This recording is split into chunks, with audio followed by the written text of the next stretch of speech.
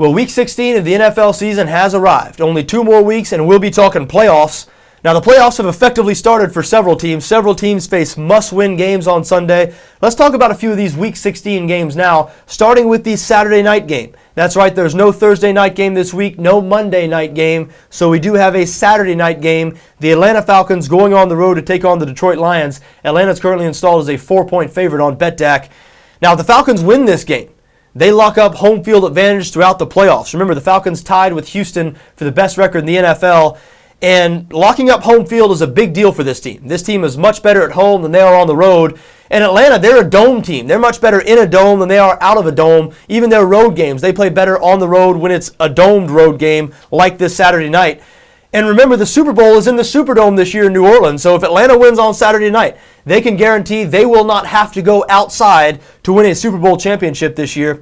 We'll see if they're able to do it. I mean, their opponent, Detroit, is 4-10, coming off a 38-10 blowout loss to the Arizona Cardinals, a team who was riding a 9-game losing streak heading into that game, a team coming off a 58-0 loss to the Seattle Seahawks. So, a disgraceful performance from the Detroit Lions last week, and drops them to 4-10. Among the biggest disappointments in the NFL, Detroit was a 10-win team last year, seen as an ascending team, and they've totally fallen apart, obviously. And what's worse, their effort seems to be declining. They seem to have laid down on Coach Jim Schwartz. We'll see if that holds true again on Saturday night. I mean, Atlanta only a 4-point favorite in this game. If you're like me, you took a look at this line, and given what we've seen from Detroit recently, you thought, hey, this might be a little low. This might be a good spot for a Falcons play. But the NFL is so weird. I mean, look at Arizona last week, 9-game losing streak. They lost 58-0, turned around and blew out this Detroit team. And you look at the Atlanta Falcons' last loss to Carolina. Carolina had just lost to the NFL's worst team, the Kansas City Chiefs. They turned right around and beat the Falcons. So we know every week, we never know what to expect in the NFL. That's what makes it such a great league. And it wouldn't shock anybody, I don't think, if Detroit pulled out a home win here, but it would certainly be surprising. Now, if this game weren't on Saturday night in prime time, I would really have a strong lean towards Atlanta. But, you think that since it's Detroit's Super Bowl, I guess, their season is effectively done. And this is a Saturday night game, prime time, the football watching world watching. So maybe the Lions will be able to come through with one more good performance, or maybe not one more, because you look at the Lions season, they've really only played one good game. They blew out the Jacksonville Jaguars on the road several weeks ago. Aside from that, even Detroit's wins haven't been impressive. So if Detroit comes out with a really impressive performance here on Saturday night, that will only be their second really good performance of the season. So I wouldn't expect that, but Detroit leads the league in pass yards per game. Atlanta has played poorly this year against some bad teams. They lost to Carolina, as we mentioned, almost lost to Carolina another time, almost lost to the Oakland Raiders. So Atlanta hasn't been the type of team who has blown out all their bad opponents this year. We'll see how it goes on Saturday night. As we said, they are a 4-point favorite right now. Let's talk about the NFC East, because there's a lot of compelling games on Sunday. There's a lot of interesting things that can still happen in the playoff races, both in the AFC and the NFC. But without a doubt, the most interesting, compelling division, playoff race, whatever, in the NFL right now is the NFC East. 3 teams, Washington, Dallas, and the New York Giants, are all tied at 8-6. No team has locked up the playoffs. All 3 of those teams could miss the playoffs. All 3 of those teams could still win the division. If it ended today, Washington, by virtue of the tiebreakers, would win the division, and the Cowboys and Giants would both miss the playoffs. But like we said, everything is on the line these last 2 weeks. The Dallas Cowboys, let's start with them. They host the New Orleans Saints this week. What a dangerous game for the Cowboys. Dallas installed as a 1-point favorite on BETDAQ.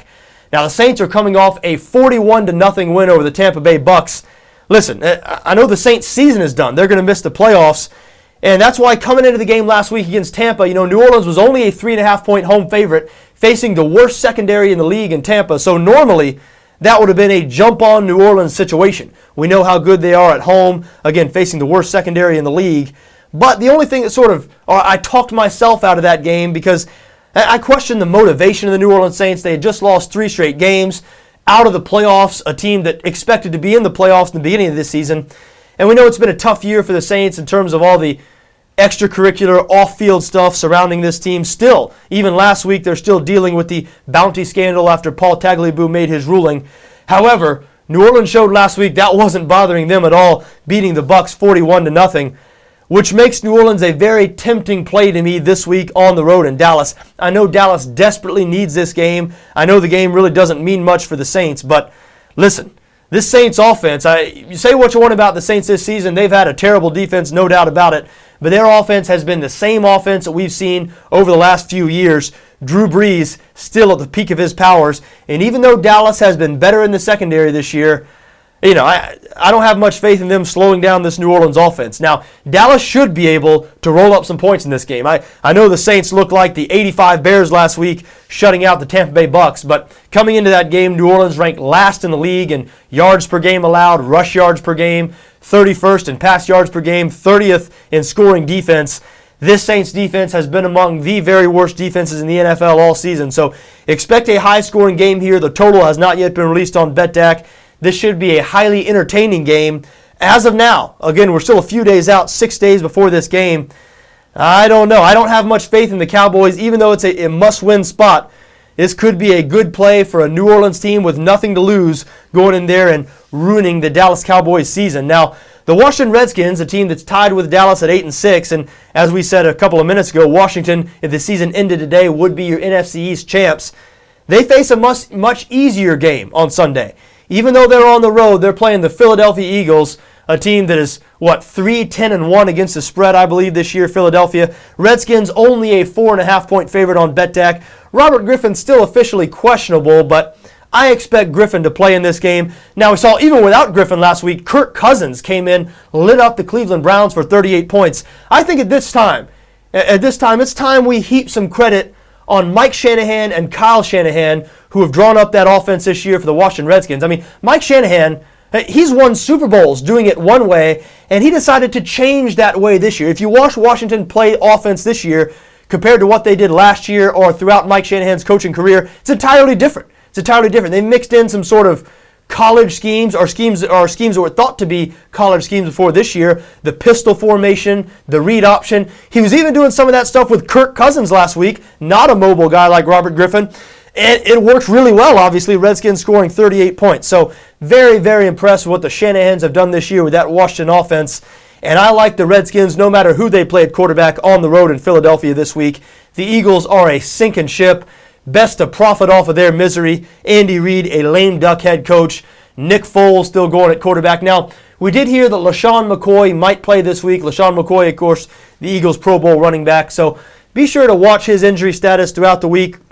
See if he's going to play. Of course, his replacement, Bryce Brown, has filled in very well. So might not make much of a difference whether McCoy plays or not. I'm sure the Eagles would like to see him play. He is one of the better running backs in the league. But either way, I lean towards the Washington Redskins in this game. A must-win scenario for them. Philadelphia has been bad on offense and defense this year. You get the feeling their players are just ready for the season to be over. So we'll see. We'll see if they can come through with an inspired home performance against Washington on Sunday. I have my doubts, as I said. Now, the other NFC East team tied at 8-6, the New York Giants. They're going on the road to play the Baltimore Ravens. New York currently installed as a 1-point favorite in this game on BETDAQ. The Ravens, speaking of sinking ships, now, the Ravens, their ship might not be as sunk as Philadelphia because Baltimore's locked up a playoff berth, but they've lost 3 straight games. They're not looking like a playoff team right now. They're now 9-5. And I do not have much faith in them at all in this spot against the New York Giants. I understand that Baltimore is great at home. They had won 15 straight home games before losing their last 2 games to Pittsburgh and the Denver Broncos this past week. They were blown out by Denver. But, this isn't the same Baltimore team. This is not the same Baltimore team that had won those 15 straight home games. Their defense this season, to say it's fallen off, that would be a gross understatement. This has been a top 10, really a top 5 defense for a decade or more. This year, they're not a top 20 defense. They just can't stop anybody. Now, Ray Lewis, their defensive captain, really the heartbeat of that defense, middle linebacker, he might be back this week. Remember, Lewis tore his triceps a few weeks ago. We thought he was going to miss the entire season, but not surprising if you know Ray Lewis or if you know what he's all about. He is not going to miss the season. If he's not going to be back this week, then he is going to be back next week. But we are hearing that Ray Lewis may return, even if Lewis is back. I mean, Lewis, we know he's lost a step. He's still great against the run, but hasn't played in a few weeks. Now, I'm sure he would provide a big lift emotionally for the Baltimore team, but how much is he actually going to give them on the field? Even if he's back, I like the New York Giants in this spot. I know the Giants were just blown out last week by the Atlanta Falcons, but you know what? The Giants are such a veteran team. I really don't think a game like that is going to affect this team. I don't think we should read too much into that game. We know what the Giants are about. We know that in years past, this team looks awful at times, looks good at times. They seem to turn it on when it matters most. And they know that now, tied with 8-6 at the other two, with two other teams in their division, it certainly matters right now. So I expect to see the good New York Giants on Sunday in Baltimore, and I do lean towards them -1 in that game. Now, another team who's tied at 8-6, not in the NFC East, but in the NFC, that's the Minnesota Vikings. There are 5 teams, by the way, in total in the NFC at 8-6. If the season ended today, the Vikings would make the playoffs, but they've got a tough game on Sunday, and if they lose this game, their playoff hopes are going to look bleak. They go on the road to face the Houston Texans. Houston tied with Atlanta for the best record in the NFL. The Texans need this game. If they win, they lock up home field advantage, and that is huge for the Texans. If you saw them a couple of weeks ago in New England get blown out by the Patriots, just picture that in a couple of weeks with even worse weather in Foxborough. You don't like the Texans' chances in that spot. You like their chances much better at home in Houston. Now that the Patriots lost last week, it's really the Denver Broncos that Houston's trying to hold off there for home field advantage. But like I said, they will seal it up if they can beat the Minnesota Vikings on Sunday. And the Texans are a 9.5-point favorite in this game. But you've got to be real impressed with the way Minnesota's been playing lately. They're now 8-6, as we said, tied with 4 other teams in the NFC, but they would make the playoffs if the season ended today.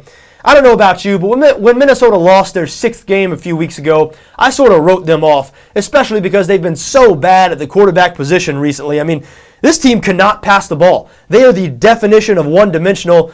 They run it better than anybody in the league lately. I mean, Adrian Peterson only needs 147 yards per game over his last 2 games to break Eric Dickerson's single-season rushing record. It's incredible. Adrian Peterson, less than a year removed, or I guess just about exactly a year now, removed from that devastating knee injury.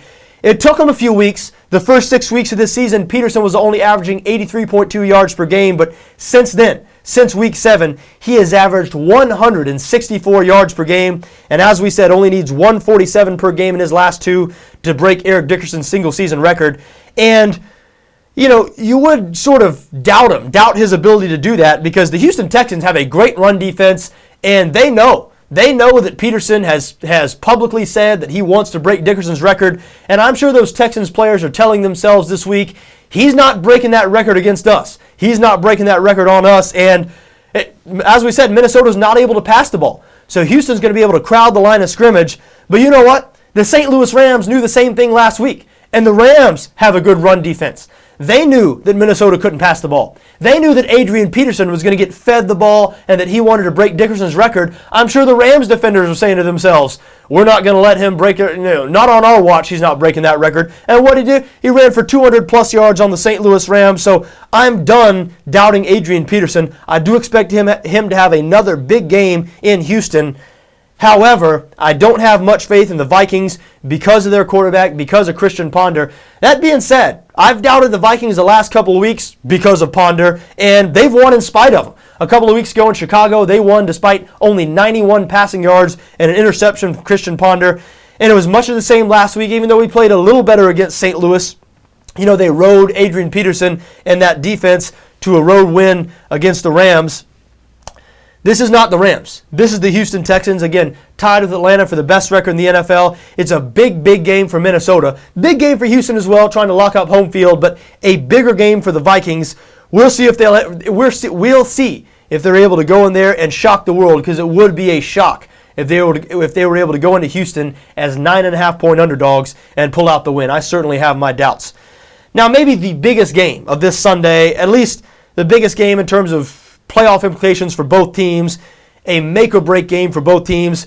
AFC North division rivals Cincinnati and Pittsburgh will play in Pittsburgh. The Steelers a 4.5-point favorite in this game on BETDAQ. These two teams fighting it out for the final wild card spot in the AFC. Looks like Indianapolis is going to get one of those wild card spots. Cincinnati currently a game ahead of Pittsburgh in the standings, but doesn't really matter because if Pittsburgh wins this game, they'll have the tiebreaker over Cincinnati. Both these teams have their destiny in their own hands, or they control their own destiny. That is, if they win out, they will make the playoffs. As we said, Steelers a 4.5-point favorite here. To me, this is a golden opportunity for the Cincinnati Bengals because we sort of know what the Steelers are. I mean, I know they lost last week. They've lost 2 games in a row now. A tough overtime loss last week to the Dallas Cowboys following a surprising loss 2 weeks ago to the San Diego Chargers. But still, we know what Pittsburgh, we know this team. Great defense, number 1 in the league again this year in yards allowed. Ben Roethlisberger and that passing game, really the bread and butter of this offense. The Steelers, a tough team. I mean, we know all about the Steelers. But the Bengals, we don't really know about the Cincinnati Bengals. This is a team that started hot last year but faded throughout the second half of the season, sort of backed into the playoffs. They were one and done in the playoffs. Really started poorly this year. They did not look good at all through 7-8 weeks of the season, but then they caught fire. A little bit of a winning streak, and Cincinnati now sits, as we said, 8-6. A golden opportunity here to go in and beat Pittsburgh on Sunday and lock up a playoff spot. But Cincinnati did not look good last week. I know they beat Philadelphia on the road, ended up blowing out the Eagles. But if you saw that game, you know what I'm talking about. Cincinnati, they did not look like a playoff type team. They looked a little more like the same old Bengals. So I think a lot of people still think Cincinnati, not really legitimate. I mean, this team just does not get the type of respect that the Pittsburgh Steelers get. But they could change all that on Sunday. I mean, they can't rewrite history because for decades, the Steelers have been the Steelers and the Bengals have been the Bengals. Pittsburgh has owned Cincinnati over the last 20 years, really longer than that. But the last 20 years is all that I remember vividly. You know, I'm born in 1981. So ever since I've been alive, I mean, with the exception of Cincinnati, the Super Bowl, I believe it was in '87 when Montana led that great drive to beat them. Really, the Steelers have owned the Cincinnati Bengals. So Cincinnati, they might not be able to rewrite that history, but they could take the first step towards rewriting that history this Sunday if they can go in Pittsburgh and in the Steelers season. Can they do that? I'm probably like you. I have my doubts. Maybe because I've seen Pittsburgh over the years. Maybe because I've seen Cincinnati over the years. I saw Cincinnati last week. I know they've been playing very well on the defensive side of the ball, but boy, it would take a real leap of faith to back the Cincinnati Bengals in this game, in my opinion. Even though 4.5 points, you know, the Steelers have not been playing that well on offense, so that's sort of a scary number to lay there. This could be the type of game where it's nip and tuck. The 4.5 points could really come in handy. We will see. Now, final game I want to talk about. The Cincinnati-Pittsburgh game might be the biggest game in terms of playoff implications, but the best game. The San Francisco 49ers on Sunday Night Football go on the road to take on the red-hot Seattle Seahawks. San Francisco is a 1-point favorite in this game. And if you can tell that I'm a little surprised that San Francisco is a favorite in this game, it's because I am. Now, I realize San Francisco has been looked at for most of this season, or for a lot of this season anyway, as one of the best teams in the NFL, and they just beat the New England Patriots on the road last week. But the Seattle Seahawks, okay, forget for a second about the fact that Seattle is the first NFL team since 1950 to score 50 points in consecutive games. They've blown out the Arizona Cardinals and the Buffalo Bills in their last 2 games. That's impressive enough. Even more impressive when you consider that the offense is the weakness of this Seattle team. I mean, this is a team built on defense all year. They've been winning, you know, they're a conservative offense. So 50 points in consecutive weeks, when you combine an offense like that with this defense, and I know that in both of those games, the defense obviously helped. The defense obviously, it wasn't all the offense scoring those 50 points. Still, Seattle is a team built around their defense. Their offense is really coming around. Rookie quarterback Russell Wilson has been as impressive as any rookie quarterback in the league, and that includes Andrew Luck and Robert Griffin III. But more than that, it goes beyond that. Because Seattle is playing at home this week, and the opportunity to take Seattle as a home underdog, I almost cannot place this bet fast enough. The Seahawks are the best home team in the NFL, 6-0 at home this year, 6-0 against the spread at home, and they beat some tough teams at home. I mean, they beat teams like the Packers, the New England Patriots, the Dallas Cowboys. It's not like Seattle's been feasting on teams like Arizona and Buffalo, the teams they beat the last 2 weeks. In comes their division rival San Francisco 49ers, a team that beat Seattle in a tough game earlier this year. I'm telling you what, I like the Seattle Seahawks in this spot. I don't think they're getting enough respect here. An underdog at home. Have people not been paying attention to what the Seattle Seahawks have been doing the last couple of weeks, to what they've been doing all season at home, this is a team that is rolling. They're just getting better and better, facing a hated division rival, a team that all season people have been talking about, putting on a pedestal like, oh, the 49ers are the best team in the league, despite the fact that, in 9 quarters of football, they can't beat the St. Louis Rams. They tied them in that one game and then lost to them in another game. I'm sure Seattle's saying that to each other. I'm sure they're saying, hey, wait a second, what makes them so much better than us? Why? Because they squeaked out a win against us early in the year. So I look for the Seattle Seahawks to beat the 49ers on Sunday Night Football, but it should be a great, great game between two great defenses, two offenses that are coming around. I mean, since Colin Kaepernick's been inserted in the lineup in San Francisco, their offense has gotten a lot more explosive. We talked about the Seattle offense. Seattle now the first team since 1950 to score 50 points or more in back-to-back games. So really, really excited about this game. And as of now, I tell you, I lean towards Seattle as a home underdog against the San Francisco 49ers. Well, those are the only games that caught my eye here as far as Week 16. Of course, plenty of other games. We'll be having full video previews of all those games here on BETDAQ NFL. We do hope you check it out throughout the course of the week. Well, until then, for BETDAQ NFL, I'm John Arnette.